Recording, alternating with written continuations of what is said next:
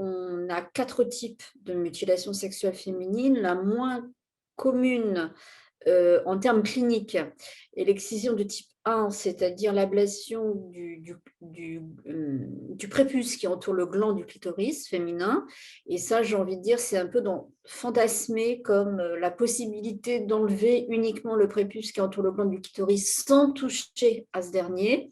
Le type 2, qui est la forme la plus commune, qu'on retrouve sur 4 continents sur 5, qui est l'ablation totale ou partielle du gland du clitoris, voire celle ou pas des petites lèvres, en totalité ou partiellement. Et le type 3, qui est la forme qu'on connaît en Afrique de l'Est, donc la Corne de l'Afrique avec une suture, c'est-à-dire que ablation totale ou partielle du gland du clitoris, ablation totale ou partielle des petites lèvres, puis suture qui ferme l'entrée du vagin et on laisse un tout petit trou pour laisser passer les urines et le sang menstruel. Et on a l'équivalent en Afrique de l'Ouest avec ce qu'on appelle la coalescence. Donc, on colle en fait les grandes lèvres et on laisse un petit pertuis effectivement pour laisser passer les urines et le sang menstruel. Le type 4, bon, voilà, c'est toutes les autres formes de mutilation existantes. Elles sont complètement variables d'une femme à une autre. S'il n'y avait qu'une seule, j'ai envie de dire, complication commune à toutes les femmes, c'est le risque de mortalité lors de la pratique des mutilations sexuelles féminines. Parce qu'il se trouve qu'à côté du clitoris passe une artère très très importante et comme toute artère, à partir du moment où elle est coupée, on peut arriver très rapidement à une perte de sang extrêmement importante. Après, il y a tout le risque mortifère lors des grossesses, des accouchements, etc. Donc, ou des complications liées à tout ce qui est infection urinaire, urogénitale, etc., qui peuvent arriver tout au long de la vie.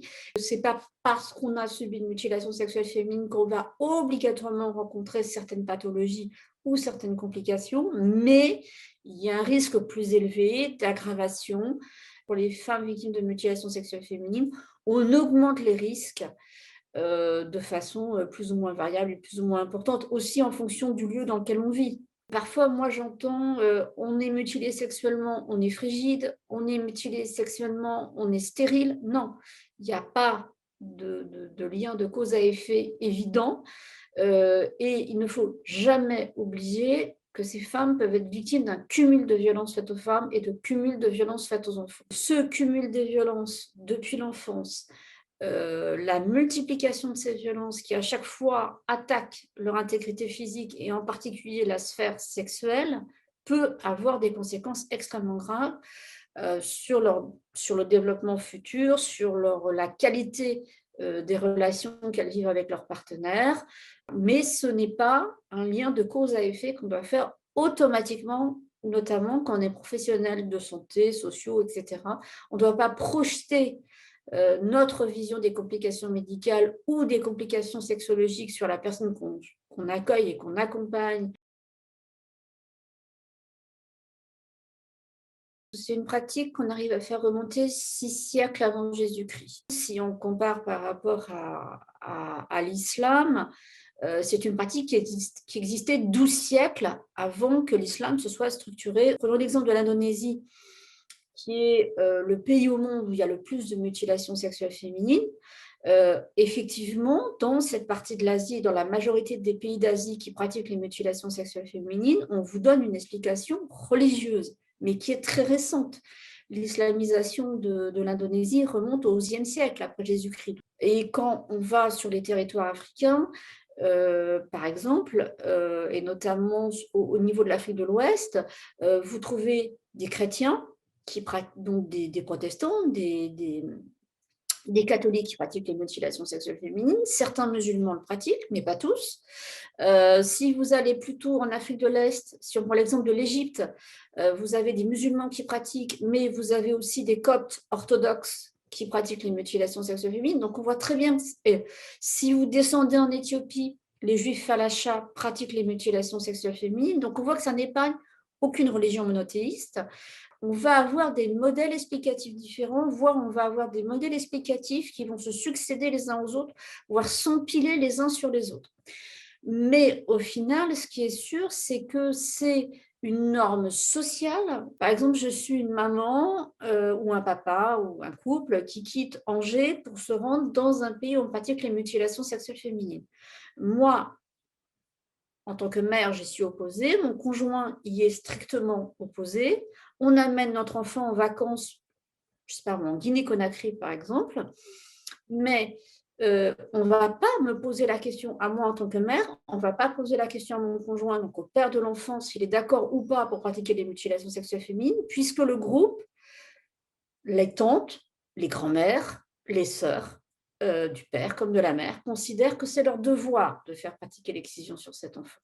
Donc en fait, il faut bien comprendre que ce n'est pas le point de vue de l'individu qui compte, c'est celui du groupe. On a un proverbe qu'on utilise régulièrement sur le continent africain et notamment en Afrique subsaharienne qui dit qu'il faut tout un village pour éduquer un enfant.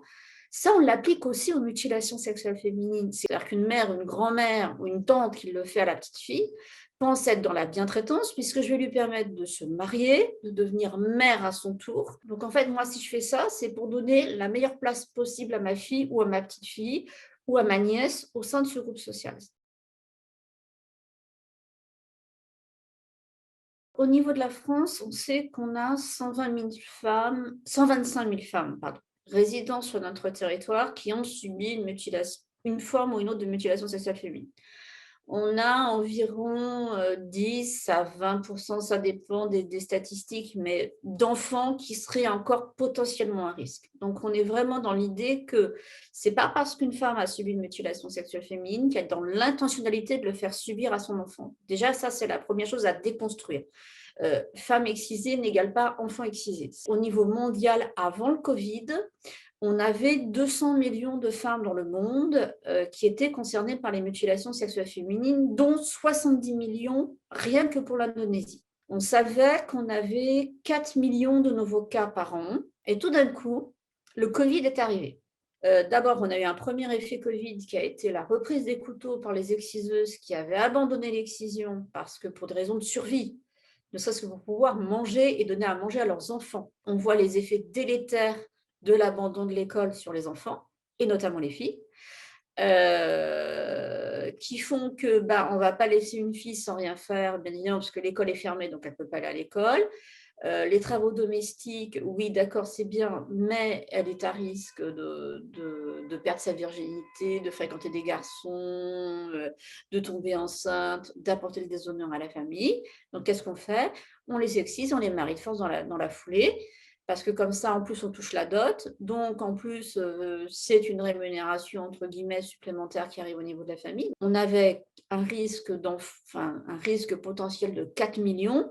On va avoir 2,7 millions en plus de jeunes filles victimes de mutilations sexuelles féminines dans la prochaine décennie.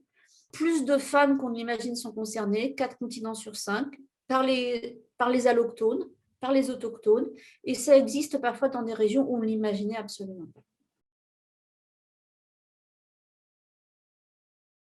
Oui, la loi, il y en a de plus en plus, dans de plus en plus de pays, elle est de plus en plus appliquée. Pour la France, les condamnations peuvent être très lourdes, puisqu'elles peuvent aller jusqu'à 30 ans de réclusion criminelle, donc on est sur des choses extrêmement graves, des amendes qui peuvent être extrêmement importantes, mais on a une particularité en France qui n'existe pas partout dans le monde. C'est d'une part que vous pouvez être jugé et condamné à partir du moment où l'enfant réside habituellement sur le territoire français. On ne s'occupe pas de la question du droit au séjour.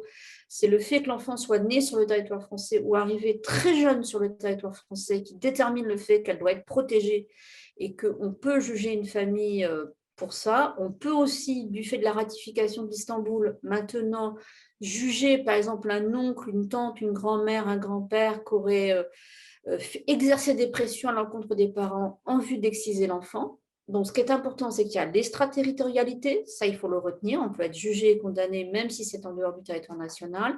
On a la possibilité pour les victimes de porter plainte jusqu'à l'âge de 38 ans, soit 20 ans après la majorité, à partir du moment où elles ont subi une mutilation sexuelle féminine avant l'âge de 18 ans, sur le territoire français ou en dehors du territoire français, peu importe. Les victimes ont cette opportunité-là et elles peuvent s'en saisir si elles le souhaitent. En 2019-2018, en fait, on a été confronté à une demande extrêmement importante de certificats de non-excision, c'est-à-dire que des femmes qui voulaient protéger leurs filles avaient besoin, pour avoir le droit d'asile, d'un certificat de non-excision. Donc, on a effectué un diagnostic. Nous allons réimprimer une carte avec l'ensemble des partenaires associatifs et institutionnels que l'on retrouve ici sur le territoire et un livret pour les professionnels parce qu'on a constaté, ça a été une vraie demande, que les professionnels se sentent démunis. Alors, pas seulement les médecins pour reconnaître, pour savoir analyser les différents types d'excision, mais également tout ce qui est autour du socio-éducatif, du médical, médico-social, pour accompagner. Quelles paroles quand il y a une femme qui veut parler, quand il y a des personnes, une famille qui veut se confier ou bien qui veut se prémunir. Au niveau associatif, il y a plusieurs associations qui accompagnent ou qui sensibilisent ou qui sont concernées par la question. Au niveau institutionnel, on a la chance sur le territoire d'avoir 3 chirurgiens qui font de la reconstruction, ce qui est énorme et c'est très intéressant parce que de ce fait, c'est un vrai parcours d'accompagnement qui est mis en place pour les femmes quand elles vont consulter pour une éventuelle reconstruction. Voilà, il y a différents parcours qui accompagnent cet aspect prise en charge physique, j'allais dire, et psychologique de la personne.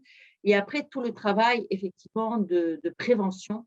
Et là, c'est plus le rôle des associations, accompagnées en cela par la déléguée aux droits des femmes, dont c'est une des missions. Et il est apparu clairement qu'il y avait un besoin à la fois de mettre à jour les informations, donc qui seront également disponibles sur des sites Internet, soit auprès du conseil départemental, soit auprès de l'État. Donc, l'idée, c'est d'avoir des lieux pour avoir accès aux informations, sur papier aussi, parce que tout le monde n'a pas accès à Internet.